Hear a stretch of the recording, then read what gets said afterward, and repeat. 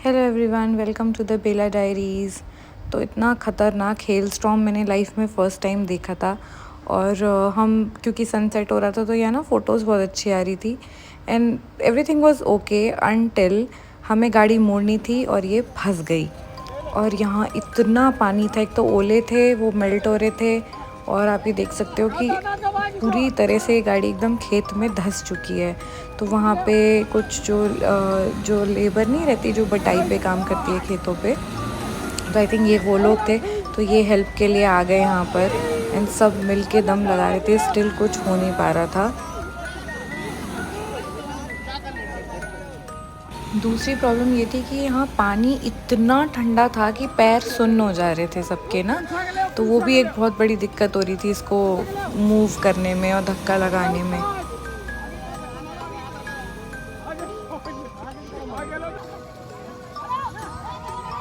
फिर और लोग मदद के लिए आगे आए और कुछ एफ़र्ट हर इंसान ने किया और ऐसा लग रहा था कि अब जो है मुसीबत वो सॉल्व नहीं हो पाएगी सिर्फ धक्का लगाने से। तो मैनुअल एफ़र्ट से बात नहीं बनी तो ट्रैक्टर अरेंज करा और ट्रैक्टर के आते आते एक्चुअली शाम हो चुकी थी, धूप ढल चुकी थी, इन अ वे अंधेरा हो गया था।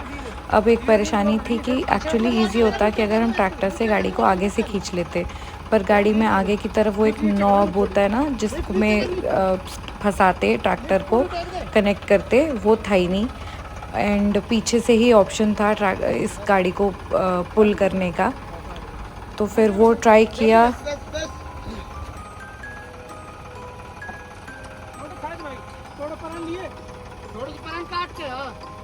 तो ट्रैक्टर ने थोड़ा आगे तक खींच के गाड़ी को छोड़ दिया, फिर गाड़ी को आगे से खींचना था बढ़ा के, मतलब ऊपर की तरफ प्लेन मिलाना था।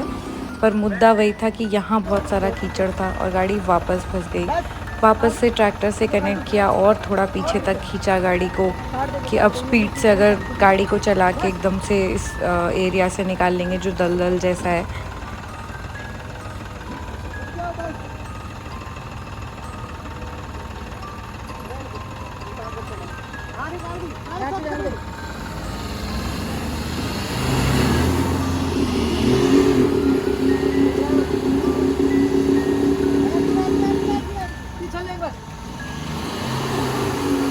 पर सेकेंड एफ़र्ट भी फेल हो गया, गाड़ी वापस फंस गई।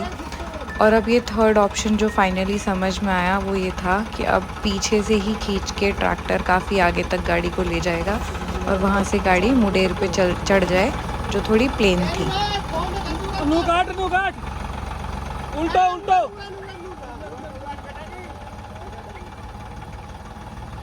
और काट दे।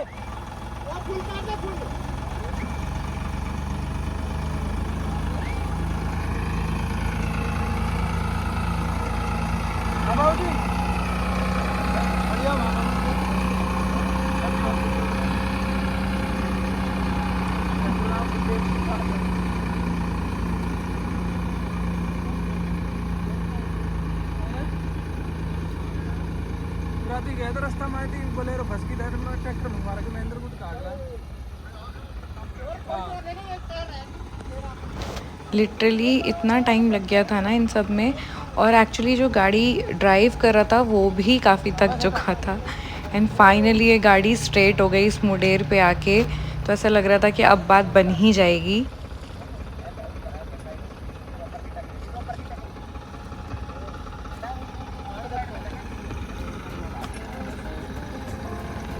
एंड फाइनली गाड़ी मूव हो गई।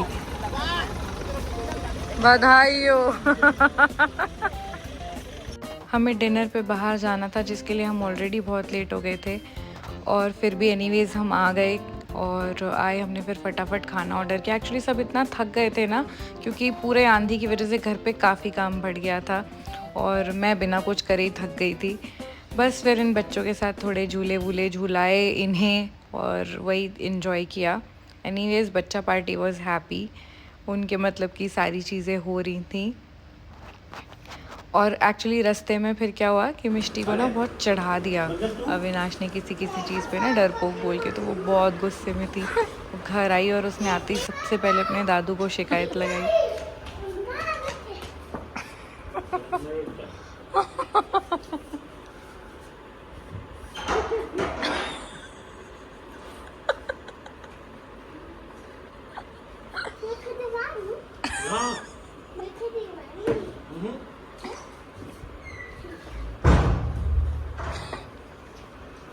डंडा लेके वहीं खड़ी है। इंतजार।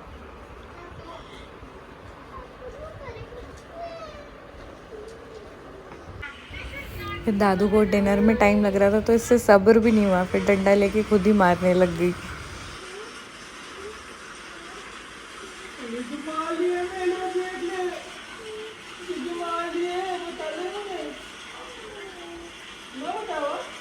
और मिश्री फुल डिप्लोमेटिक है, उसको पता है कि पापा से भी पंगे नहीं ले सकते, उन्हें नाराज़ नहीं कर सकते, लेकिन दीदी से भी पंगे नहीं ले सकते।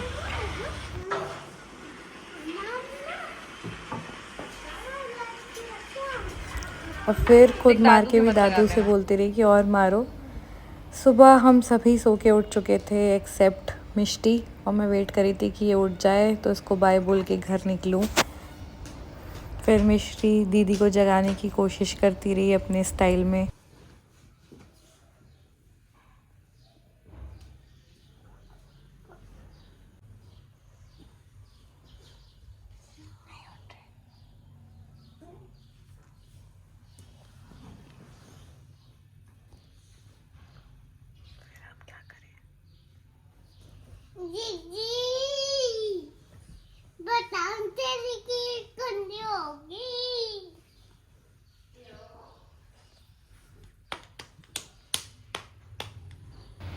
फुल एफर्ट के बाद भी मिष्टी नहीं उठी तो हम बाहर चले गए, और बाहर मिला हमें मस्ती करता हुआ कॉटन।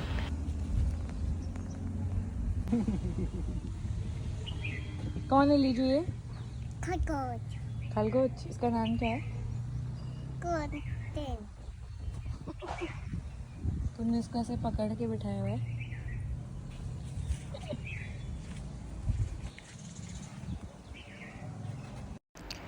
कॉटन और कैंडी इतनी तेज़ भागने लग गए हैं, पता नहीं मिश्री ने इनको दौड़ना सिखाया या इन दोनों ने मिश्री को दौड़ना सिखा दिया है।